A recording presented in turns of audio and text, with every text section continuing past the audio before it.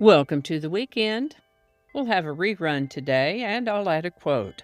So grab your favorite cuppa, settle in, and let's see what we have.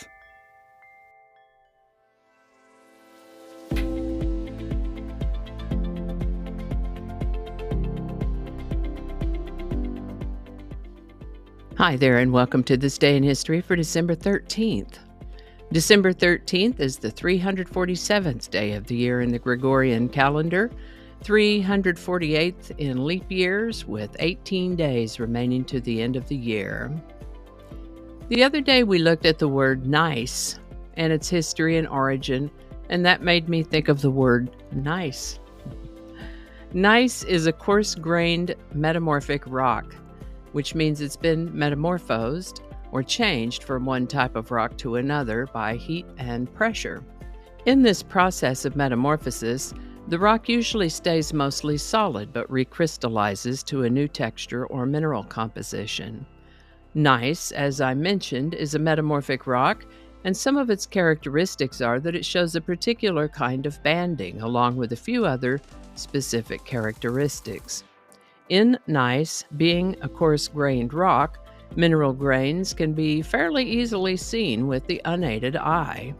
Interestingly, even though these compositional layers are pretty obvious, gneiss isn't necessarily much for fracturing along these layers.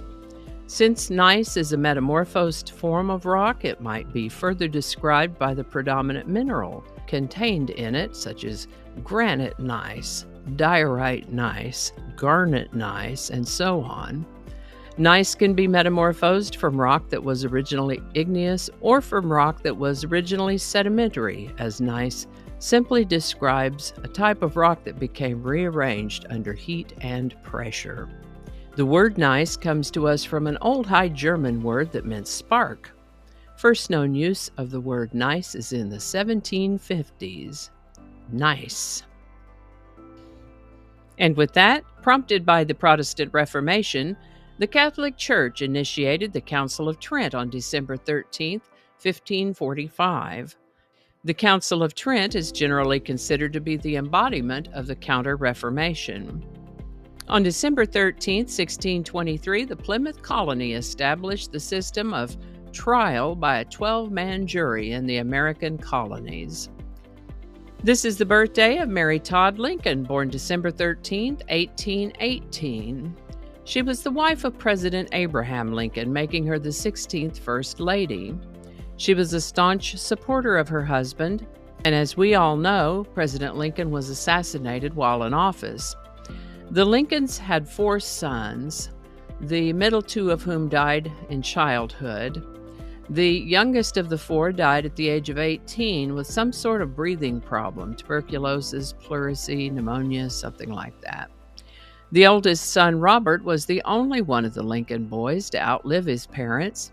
Mrs. Lincoln suffered from migraines and depression off and on most of her adult life and died in 1882 at the age of 63.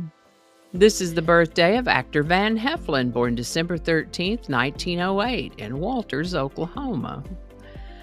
I learned right along with you all as I do the research for these episodes, and I learned that he went to class in high school in Oklahoma City, where my own dad went, and also went to OU, Oklahoma University, also where my dad went.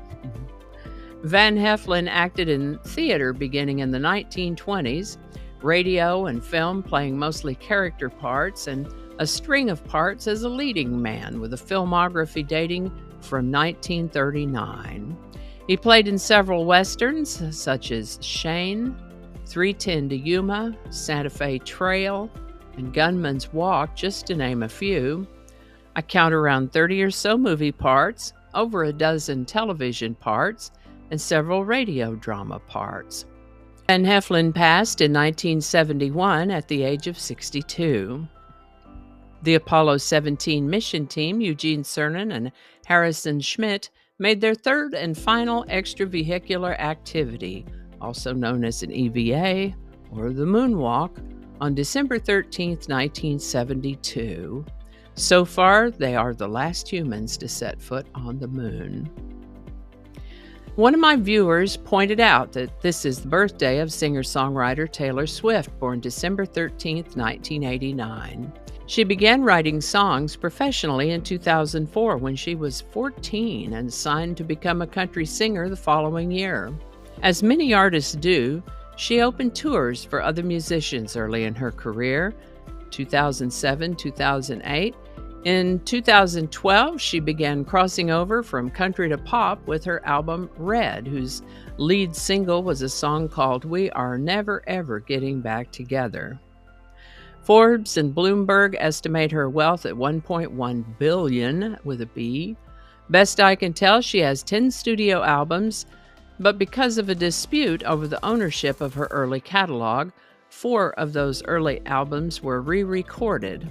Looks like she has 60 singles as a lead artist, 8 as a featured artist, and 40 promotional singles, and 123 other songs that charted even though they weren't released as singles.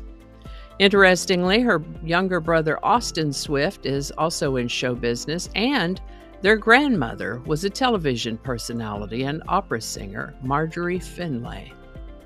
And that's Taylor Swift. Today's song, then, is We Are Never Ever Getting Back Together by Taylor Swift. Released in 2012 as the lead single from her album Red, that's an album in which she experimented with electronic elements, foreshadowing a crossover from country to pop. There's come to be sort of a meme around Taylor Swift that she writes songs about romances that didn't work out. And We Are Never Ever Getting Back Together appears to express annoyance at an old beau who wants to rekindle a relationship.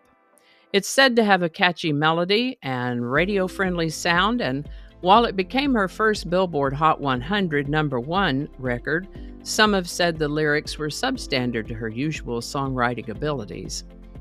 I haven't listened to the radio or watched TV in ages, so if I've ever heard a song of hers, I don't know it, but I did listen to this one in preparation for today's video.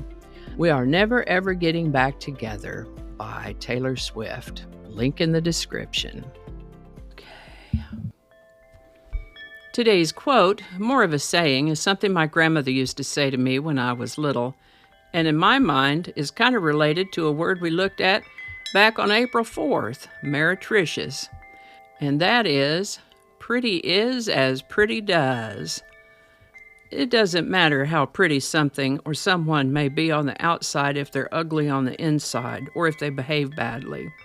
Pretty is as pretty does. The other side of that coin, by the way, is that it doesn't matter if someone is physically unattractive if they have a kind and loving heart and treat others well. Pretty is as pretty does. Alrighty, take care. Be good to each other. I'll see you tomorrow. And a hearty and grateful shout out to these lovely folks who've bought me a coffee. Thank you so much.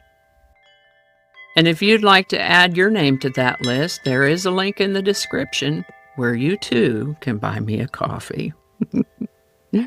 Alrighty. And I think that's going to do it for us today. Thank you so much for watching, and consider subscribing if you haven't already. Feel free to share this video with a link in your email, messaging, or social media. If you enjoy this series, you can check out the playlists in the description.